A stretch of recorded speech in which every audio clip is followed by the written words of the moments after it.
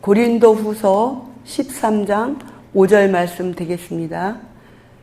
신약성경 300페이지 고린도후서 13장 5절 한 절 말씀 함께 읽으십니다. 신약성경 300페이지 13장 5절 시작. 너희는 믿음 안에 있는가? 너희 자신을 시험하고 너희 자신을 확증하라.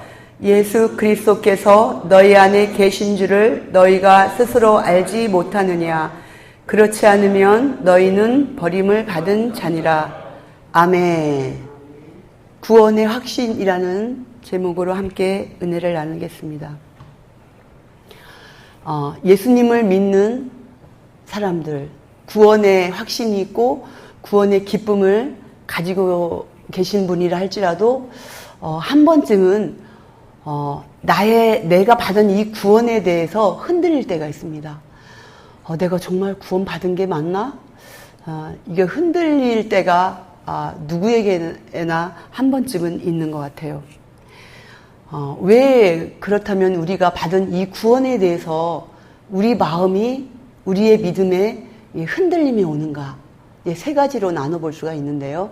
첫 번째는 사탄의 공격입니다. 사탄은 우리가 구원받은 이 기쁨을, 감사를 누리면서 살아가는 것을 원치 않죠. 구원받은 이 기쁨과 감사 속에서 많은 사람들에게 복음을 전하고 하나님의 사랑을 나누고 하나님의 은혜를 나누는 것을 마귀는 절대로 원치 않습니다. 그래서 우리 안에 마음의 전쟁을 일으킵니다. 그래서 마귀가 자꾸 우리로 하여금 헷갈리게 만드는 거예요. 너 구원 받았어? 너 구원 받았는데 네 삶을 봐. 그 구원받은 사람이 너 구원 받았다면서 그렇게 살아? 막 이런 마음의 자책을 주는 거죠. 막 흔들어 대는 거죠. 그런가? 내가 구원 받은 게 맞나? 내가 그래도 늘 깨어서 기도하고 말씀을 붙잡고 살 때는 아니야. 난 구원 받았어.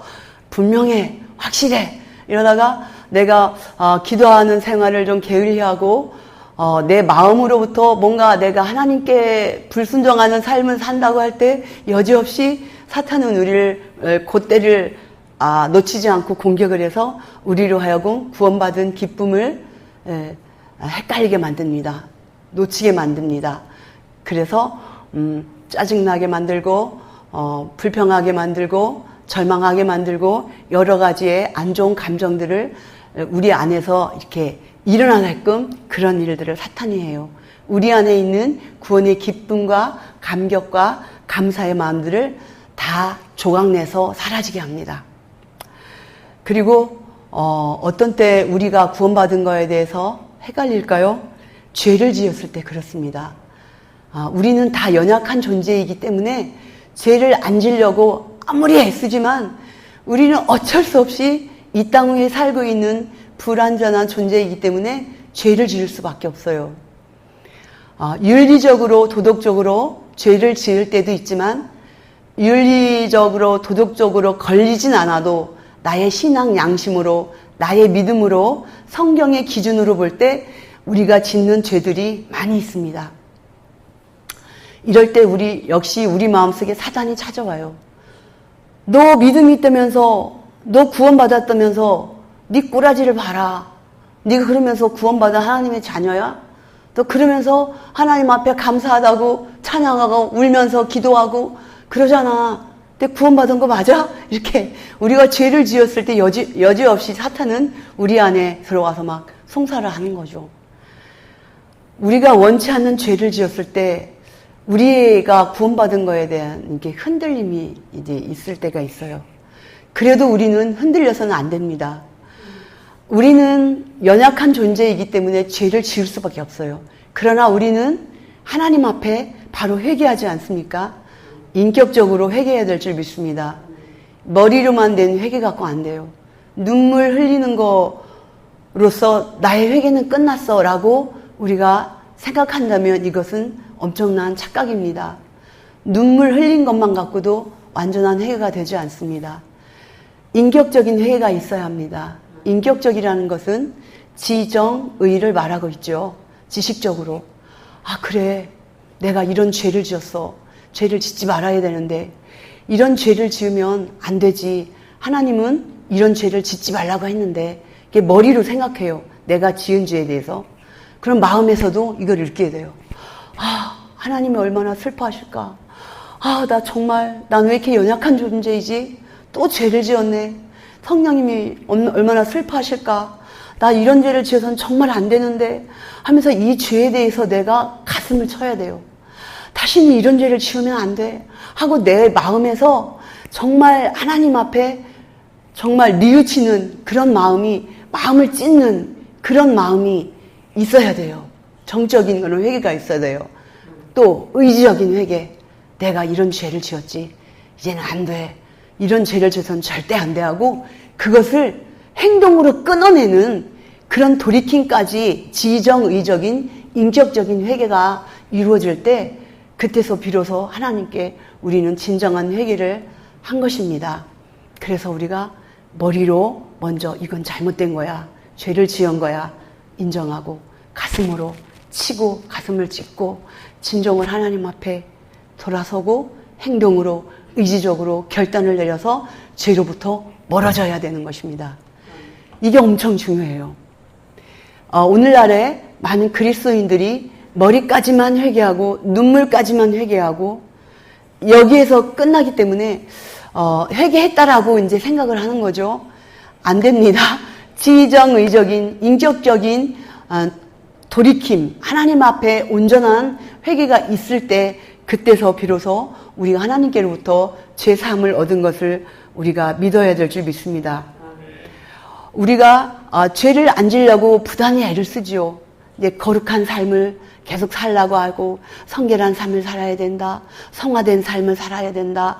계속 우리는 목사님들로부터 말씀을 전해 듣습니다. 그리고 말씀을 통해서 끊임없이 우리는 죄와 분리된 삶을 살아야 할 것을 말씀하고 계십니다. 이게 정말 중요하거든요. 죄와 분리된 삶. 도덕적으로 윤리적으로는 너무나도 당연한 거고요. 우리가 양심적으로 우리가 영적으로 죄를 짓지 않도록 우리는 죄와 싸워야 될 줄 믿습니다. 죄에 대한 기준이 달라져야 돼요. 예수 믿는 사람들, 구원받은 사람들은 죄에 대한 그런 기준이 바뀌어야 돼요. 예를 들면 이런 거죠. 내가 구원받기 전에는 슈퍼에 가서 물건을 샀어요. 물건을 샀는데 이제 하나씩 이렇게 스캔을 하잖아요. 그런데 어떤 물건이 같이 겹쳐서 오는 바람에 물건 하나가 계산되지 않았어요. 근데 내가 구원받기 전에는 아싸 오늘 땡 잡았다. 이거 계산 안 하고 내가 이걸 얻었네. 와 오늘은 정말 기분이 아주 좋은데? 이러면서 예전에는 좋아했어요. 왜냐면은 아무도 모르잖아요. 나만 아는 사실이잖아요. 이게 좋았어요. 그래서 아무런 마음의 양심에 거리낌이 없었어요. 그런데 구원받고 나서 이렇게 그런 똑같은 상황이 벌어졌어요. 그럼 어떻게 해야 돼요? 아, 이거는 계산이 안 된 거네 하고 이 물건을 가지고 다시 슈퍼에 가서 이 물건의 값을 치러야 합니다.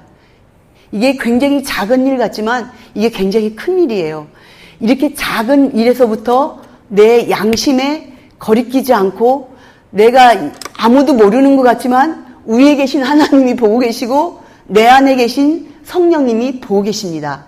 그래서 우리가 양심적으로 죄를 지었을 때 세상 사람들 아무도 몰라. 내 옆에 살고 있는 내 짝꿍도 모르고 자녀도 모르고 친구도 모르고 아무도 모르지만 나는 알고 내 안에 계신 성령님이 알고 하나님이 아시잖아요. 내 안에 계신 성령님이 슬퍼하시는 거죠. 내가 죄를 지으면 성령님이 슬퍼하세요. 그래서 우리는 정말 구원받은 백성이라면 죄를 짓지 않으려고 부단히 애씁니다. 그리고 죄를 짓게 되면 하나님 잘못했습니다 하고 바로 하나님 앞에 회개하는 모습을 볼 수가 있어요. 이렇게 살아갈 때 우리 사회에 엄청난 변화가 생길 줄 믿습니다.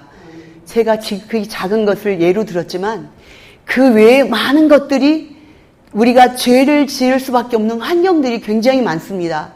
그 모든 것들을 우리가 성경을 기준으로 해서 우리의 믿음의 기준으로 해서 죄와 싸워서 이겨야 될 줄 믿습니다. 죄의 유혹에 넘어가지 않아야 될 줄 믿습니다.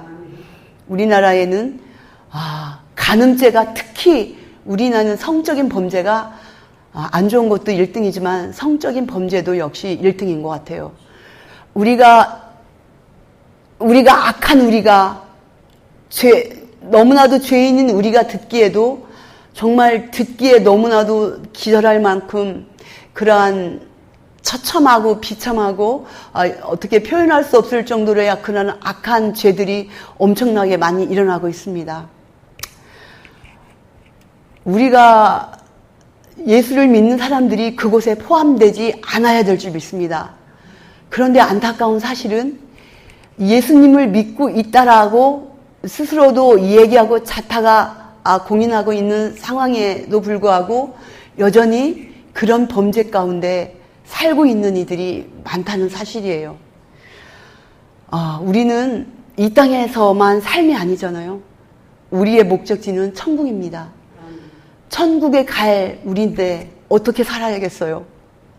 잠깐의 유혹과 즐거움과 쾌락으로 인해서 우리가 천국을 잃어버린다면 이 얼마나 불행한 일입니까? 그러한 죄 가운데 살아가고 있다면 어떻게 천국에 갈 수가 있겠어요? 천국에 갈 수가 없겠죠. 우리는 죄와 멀어지는 그와 같은 삶을 살아야 될 줄 믿습니다.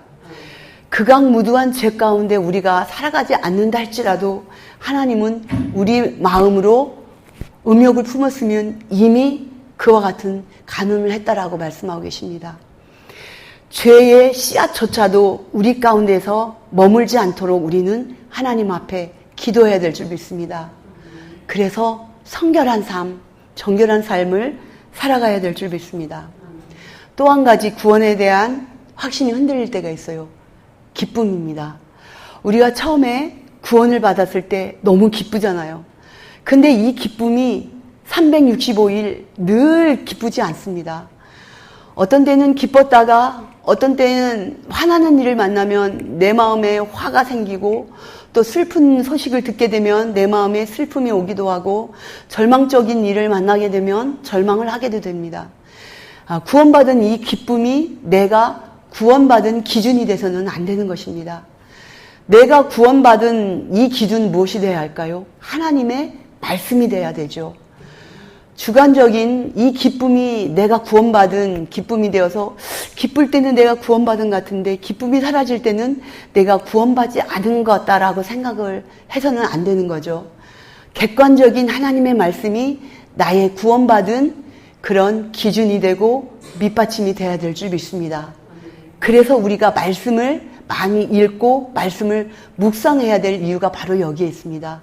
우리의 감정은 시시때때로 늘 변하고 하루에도 얼마나 많은 감정의 변화가 있는지 알 수가 없습니다. 그래서 나에게 기쁨이 머물지 않는다 할지라도 내가 구원받은 것은 너무나도 확실한 사실이기 때문에 우리의 구원이 기쁨으로 인해서 흔들리지 말아야 될 줄 믿습니다.